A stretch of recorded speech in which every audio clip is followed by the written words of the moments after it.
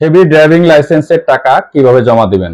যারা heavy driving লাইসেন্সের পরীক্ষায় পাশ করে বসে আছেন অথচ টাকা জমা দিতে পারছেন না, এটা আসলে অনেকদিন যাবত এই সমস্যাটাই অনেকেই পড়েছেন। তো এই সমস্যার কোনো প্রকারের সমাধান কিন্তু আপনারা হয়তো অনেকে এই পর্যন্ত পান নাই। কারণ এই সমস্যাটি হওয়ার কারণ হচ্ছে, আপনারা যখন হেভি ড্রাইভিং লাইসেন্সের পরীক্ষায় পাশ করেছিলেন তখন কিন্তু হেভি ড্রাইভিং লাইসেন্সের আবেদনের যে নিয়মটি কিছুটা পরিবর্তন হয়, আর এই পরিবর্তন হওয়ার কারণে আপনারা তখন এই নিয়মের আওতার বাইরে পড়ে যান, যার জন্য কিন্তু আপনাদের এই ড্রাইভিং লাইসেন্সের ফিটি জমা দেওয়ার অপশনটি বন্ধ করে দেওয়া হয়। কারণ আপনারা নবায়নের সাথে হেভির জন্য আবেদন করেছিলেন, কিন্তু আপনাদের ড্রাইভিং লাইসেন্সের কোনো মেয়াদ ছিল না, যার জন্য আপনাদের এই টাকা জমা দেওয়ার অপশনটি বন্ধ করে দেওয়া হয়। কিন্তু বর্তমানে যে নিয়মটি চালু করা হয়েছে, আপনারা কিন্তু এখন নবায়নের সাথেই হেভির জন্য আবেদন করতে পারবেন। সেক্ষেত্রে কিন্তু আপনাদের দুইটা পরীক্ষা দিতে হবে। নাম্বার 1 হচ্ছে নবায়নের পরীক্ষা দিতে হবে, 2 নাম্বার হচ্ছে হেভির জন্য পরীক্ষা দিতে হবে। দিয়ে দুইটা পরীক্ষাতেই আপনাদের পাস করতে হবে। কিন্তু আপনারা যেটা করেছিলেন যে আপনাদের সময় যে নিয়মটি ছিল সেটা হচ্ছে শুধুমাত্র আপনাদের একটা পরীক্ষা দিয়েছিলেন। তো এই একটি পরীক্ষা দিয়ে পাস করেছিলেন, তো সেটা হেভির জন্য পরীক্ষা দিয়েছিলেন, কিন্তু আপনারা নবায়নের জন্য পরীক্ষা দেন নাই। তো সেক্ষেত্রে আপনাদের এই টাকা জমা দেওয়ার অপশনটি বন্ধ করে দেওয়া হয়েছিল। কারণ আপনারা যে এই নতুন নিয়মটি করা হয়েছে এই নিয়মের আওতার বাইরে চলে গেছিলেন। তো এই বিষয়ে আমি আগেও ভিডিও দিয়েছিলাম, যে সে ভিডিওতে বলেছিলাম যে বিআরটি এর সাথে আপনাদেরকে কথা বলতে বলেছিলাম, যদি সেটা আপনাদের কোনো সিস্টেমে পুনরায় পরীক্ষা দিয়ে নবায়নের পরীক্ষা দিয়ে পাশ করিয়ে যদি এই টাকা জমা দেওয়ার অপশনটি চালু করে দিতে পারে বা কোনো স্পেশাল ভাবে কোনো কিছু করে দিতে পারে। তো সেটা কিন্তু আসলে মিরপুর বিআরটিএতে খুব মানে রেয়ার ভাবে কিছু কিছু আবেদন এভাবে নেওয়া হয়েছিল, কিন্তু সেটা খুব গোপনীয় ভাবে, এবং সেখানে কিন্তু অনেক দৌড়দৌড়ি বা অনেক টাকাও খরচ করতে হয়েছিল অনেকে যারা করেছে। আর ঢাকার বাইরে তো এই অপশন কোনো কাউকে কোনোভাবে দেওয়া হয় নাই, যার জন্য কিন্তু আপনারা অনেকেই হয়তো এখনো এই সমস্যায় এখনো পড়ে আছেন। তো এই হেভি ড্রাইভিং লাইসেন্সের টাকা জমা দেওয়ার বিষয়টি আজকের লাস্ট ভিডিও। এই বিষয়ে আমি আর কোনো ভিডিও তৈরি করব না বা এই বিষয়ে কিছু বলবো না। যারা এই ধরনের সমস্যা এখনো পড়ে আছেন, আশা করি এই ভিডিও দেখে আপনারা আপনাদের সমস্যাটি সমাধান করে নিতে পারবেন। তো এই সমস্যাটি সমাধান করার একমাত্র এখন যেটা উপায় রয়েছে সেটা হচ্ছে আপনাদের ড্রাইভিং লাইসেন্স নবায়নের জন্য পুনরায় আবার আবেদন করতে হবে। পূর্বে যে আপনারা পাশ করে বসে আছেন সেটি ভুলে যেতে হবে। আপনারা পূর্বে কি করেছেন না করেছেন, পাস করেছেন বা ফেল করেছেন, টাকা জমা দিতে পারছেন না, সবকিছু এখন ভুলে যেতে হবে। ভুলে গিয়ে আপনার ড্রাইভিং লাইসেন্সের ডেট এক্সপায়ার বা মেয়াদ শেষ হয়ে গেছে, এখন নবায়নের জন্য আবেদন করতে হবে, এবং নবায়নের সাথে আপনারা হেভির জন্য আবেদনও করতে পারবেন। পূর্বে সবকিছু ভুলে গিয়ে এখন নতুন করে নবায়নের আবেদন করতে হবে। নবায়নের সাথে আপনারা হেভির জন্য আবেদন করতে পারবেন, সাথে মোটরসাইকেল সংযুক্ত করতে পারবেন। যদি আপনার লাইসেন্সে কোনো প্রকারের ভুল থেকে থাকে সেটাও সংশোধন করে নিতে পারবেন। তাহলে এখন কথা হচ্ছে, আপনারা যে পূর্বে যে বায়োমেট্রিক দিয়েছিলেন, আপনারা পূর্বে যখন ড্রাইভিং টেস্টে যখন গিয়েছিলেন তখন কিন্তু আপনাদের বায়োমেট্রিক নেওয়া হয়েছিল। তো সেই বায়োমেট্রিকের কি হবে? তো এই বায়োমেট্রিকে আপনারা যখন যে বায়োমেট্রিক দিয়েছেন এই বায়োমেট্রিক নিয়ে এখন কোনো ধরনের সমস্যা হবে না, কারণ আপনারা কিন্তু দ্বিতীয় কোনো লাইসেন্স করছেন না, আপনাদের একটাই লাইসেন্স এবং সেই লাইসেন্স সম্পর্কিত কাজ করছেন। তো সে ধরনের বায়োমেট্রিক যদি ধরা পড়ে, পূর্বে যে বায়োমেট্রিক বা ফিঙ্গার দিয়েছিলেন সেটা যদি ধরা পড়ে, সেটি বিআরটিএ এটি সমাধান করে নিবে। এটা আপনাদের চিন্তা করার কোনো কারণ নাই।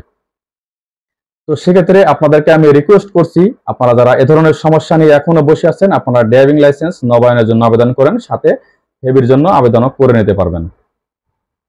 তাহলে এখন বলবেন যে কিভাবে আবেদন করব? তো ড্রাইভিং লাইসেন্স যেভাবে নবায়ন করে অনলাইনে, ঠিক সেভাবে আপনারা আবেদন করবেন। তো আমি আপনাদেরকে সেটাও দেখিয়ে দিই যে আসলে আপনারা কিভাবে আবেদন করবেন। তো আবেদন করার জন্য আপনারা চলে যাবেন অনলাইনে, আপনাদের যে বিএসপি প্রোফাইলে চলে যাবেন। আপনাদের যদি বিএসপি প্রোফাইল থেকে থাকে তাহলে বিএসপি প্রোফাইলে চলে যাবেন, আর যাদের বিএসপি প্রোফাইল নাই তারা অবশ্যই একটি বিএসপি প্রোফাইল খুলে নিতে হবে। আর বিএসপি প্রোফাইল খুলে নেওয়ার পর সর্বপ্রথম চলে যাবেন আপনার যে বিএসপি প্রোফাইলে চলে যাবেন। যাওয়ার পর যে বাম পাশে কোনায় মেনু বারে ক্লিক করবেন। মেনু বারে ক্লিক করার পর 2 নম্বর আছে ড্রাইভিং লাইসেন্স। তো এই ড্রাইভিং লাইসেন্সের উপরে ক্লিক করে দেবেন। ক্লিক করে দেওয়ার পর আপনাদের ড্রাইভিং লাইসেন্সে যদি কোনো প্রকারের ভুল থেকে থাকে, এনআইডির সাথে যদি ড্রাইভিং লাইসেন্সে কোনো প্রকারের ভুল থেকে থাকে, যেমন নামের বানান ভুল, জন্ম তারিখ ভুল এবং অন্যান্য যদি কোনো প্রকারের ভুল থেকে থাকে, তাহলে আপনাদেরকে সর্বপ্রথম যেটা করতে হবে, ড্রাইভিং লাইসেন্স অমিল অনুমোদনের জন্য আবেদন, এই আবেদনটি করতে হবে। তো এখানে দেখুন লাস্টের দিক থেকে 3 নাম্বার আছে, লাইসেন্স অমিল অনুমোদনের জন্য আবেদন। তো এটার উপরে এখানে ক্লিক করে দিবেন। ক্লিক করে দেওয়ার পর আপনার ড্রাইভিং লাইসেন্সের রেফারেন্স নাম্বার দিবেন, রেফারেন্স নাম্বার দিয়ে এই আবেদনটি করে দিবেন। করে দেওয়ার পর আপনার ড্রাইভিং লাইসেন্সের এই অমিল অনুমোদনটি, এই আবেদনটি যখন বিআরটি থেকে অনুমোদন দেওয়া হবে, অনুমোদন দেওয়ার পর তারপর আপনাদেরকে নবায়নের জন্য আবেদন করতে হবে। আর যাদের এ ধরনের সমস্যা নাই, ড্রাইভিং লাইসেন্সে কোনো প্রকারের ভুল নাই, তারা তো সরাসরি ড্রাইভিং লাইসেন্স নবায়ন পেশাদার এই 4 নাম্বারে আছে, এটার উপরে ক্লিক করবেন। ক্লিক করে সরাসরি আপনারা নবায়নের জন্য আবেদন করবেন। আর যাদের ভুল আছে তারা তো অবশ্যই এই অমিল অনুমোদনের আবেদনটি আগে নিয়ে নেবেন। নিয়ে নেওয়ার পর তারপর নবায়নের জন্য ড্রাইভিং লাইসেন্স নবায়ন পেশাদার এটার উপরে এখানে ক্লিক করবেন। ক্লিক করার পর তারপর এখানে দেখুন ড্রাইভিং লাইসেন্স পেশাদার নবায়নের জন্য আবেদন চলে আসছে। আসার পর এখানে ড্রাইভিং লাইসেন্সের রেফারেন্স নাম্বার, আপনার ড্রাইভিং লাইসেন্সের পেছনে একটি রেফারেন্স নাম্বার আছে, সেই রেফারেন্স নাম্বারটি দিয়ে দিবেন। দেওয়ার পর অনুসন্ধানে ক্লিক করবেন। ক্লিক করার পর দেখুন চলে আসছে ড্রাইভিং লাইসেন্স পেশাদার নবায়নের জন্য আবেদন চলে আসছে, এবং আপনার ড্রাইভিং লাইসেন্সের সকল প্রকারের ইনফরমেশন বা তথ্য সবকিছু কিন্তু এখানে চলে আসছে। আসার পর এখন পেজটি একটু নিচের দিকে স্ক্রল করবেন। একটু নিচের দিকে যাওয়ার পর দেখুন প্রথমেই চলে আসছে অতিরিক্ত আবেদনের ধরন। অতিরিক্ত আবেদন, যেটা আপনি ড্রাইভিং লাইসেন্স নবায়নের জন্য আবেদন করছেন, এই নবায়নের সাথে আরো কিছু অতিরিক্ত আবেদন করতে পারবেন। সেটা প্রথমে রয়েছে কারেকশন। আপনার ড্রাইভিং লাইসেন্সে যদি কোনো প্রকারের ভুল থাকে তাহলে অবশ্যই কারেকশনের উপরে ক্লিক করবেন। কারেকশনের উপরে ক্লিক করলেই এখানে দেখুন চলে আসছে অ্যাকশন, আপনার তথ্য সংশোধন করতে এখানে ক্লিক করুন। তো এটার উপরে এখানে ক্লিক করে দেবেন। ক্লিক করে দেওয়ার পর আপনার ড্রাইভিং লাইসেন্সে যদি নামের বানান ভুল থাকে তাহলে এখানে নামের উপরে এই যে এখানে ক্লিক করবেন। ক্লিক করলেই আপনার এনআইডি অনুযায়ী যে নামটি আছে সেটা এখানে চলে আসবে। তারপর জন্ম তারিখ এখন সংশোধন করতে পারবেন না, জন্ম তারিখ সংশোধনের কোনো অপশন এখনো দেওয়া হয় নাই। তারপর যেমন পিতার নামে যদি কোনো প্রকারের ভুল থেকে থাকে তাহলে সেটাও সংশোধন করতে পারবেন। তারপর রয়েছে মাতার নাম, মায়ের নামও যদি কোনো ভুল থেকে থাকে সেটাও এখানে সংশোধন করে নিতে পারবেন। তারপর রক্তের গ্রুপ, বর্তমান ঠিকানা, স্থায়ী ঠিকানা, যদি যেটা যেটা আপনাদের সংশোধন করার প্রয়োজন সেটা এখানে সংশোধন করে নেবেন। তো সংশোধন করে নেওয়ার পর এখানে সাবমিটে ক্লিক করবেন। ক্লিক করার পর তারপর ভেহিকেল ক্লাস এডিশন, আপনার ড্রাইভিং লাইসেন্সটি যে নবায়ন করবেন, নবায়নের সাথে যদি আপনারা মোটরসাইকেল সংযুক্ত করতে চান অথবা হেভির জন্য আবেদন করতে চান তাহলে ভেহিকেল ক্লাস এডিশনের উপরে ক্লিক করবেন। ক্লিক করার পর এখানে যদি মোটরসাইকেল সংযুক্ত করতে চান তাহলে মোটরসাইকেলের উপরে ক্লিক করে দিবেন এবং সাথে হেভির উপরে ক্লিক করবেন। ক্লিক করার পর নিশ্চিত করুন এটার উপরে ক্লিক করবেন। ক্লিক করার পর তারপর এখন পেজটি একটু নিচের দিকে স্ক্রল করবেন। নিচের দিকে স্ক্রল করে একবারে নিচে চলে যাবেন। তো নিচে যাওয়ার পর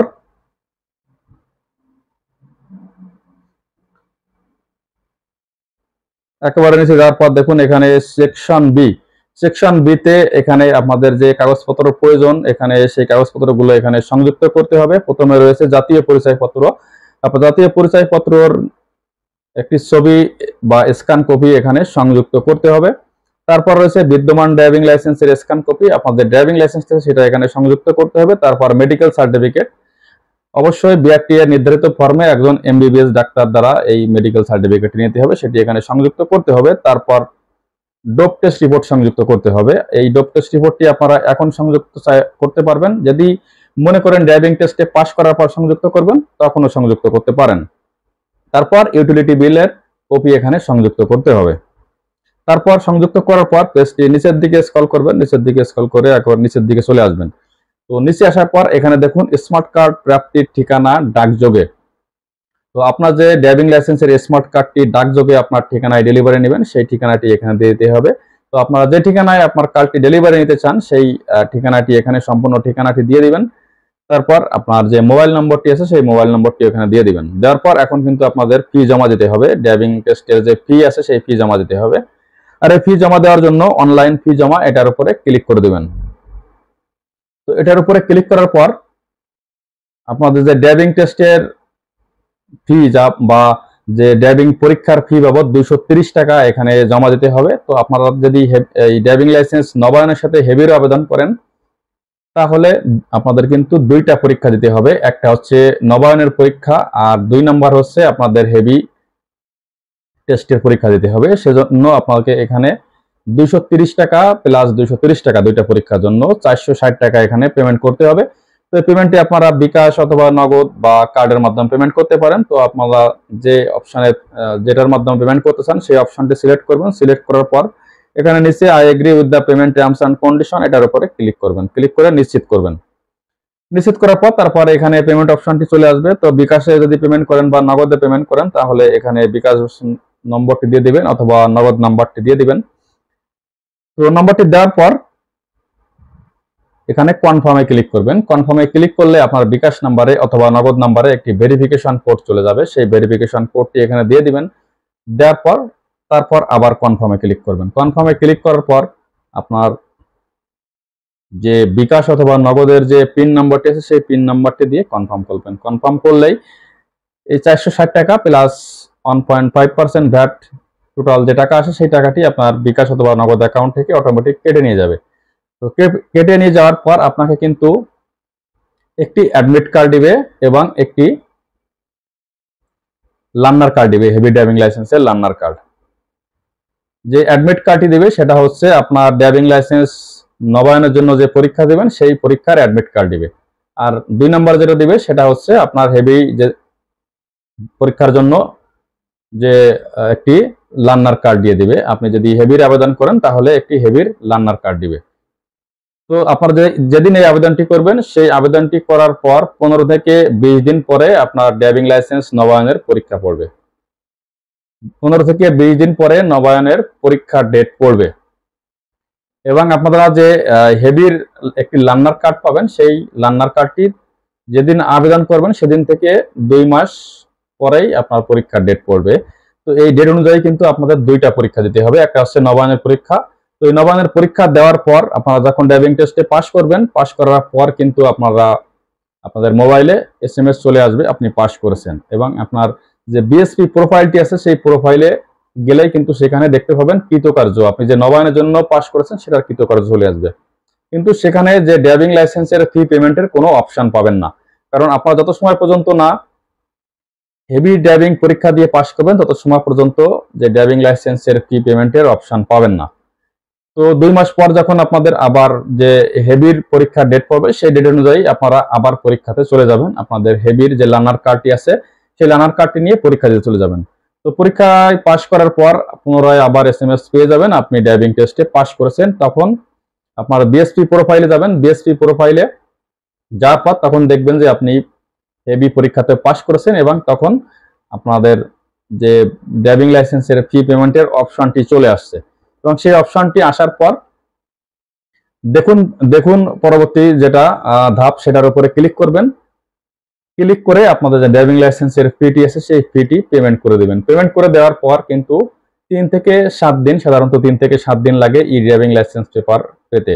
আর ঢাকার বাইরে যে সকল বিআরটি আছে সেখানে একটু বেশি সময় লাগে, সেখানে 15 থেকে 20 দিনও সময় লাগতে পারে। তো এটা আসলে বিআরটির উপরে ডিপেন্ড করে কতদিনের পরে এটা অনুমোদন পাবেন।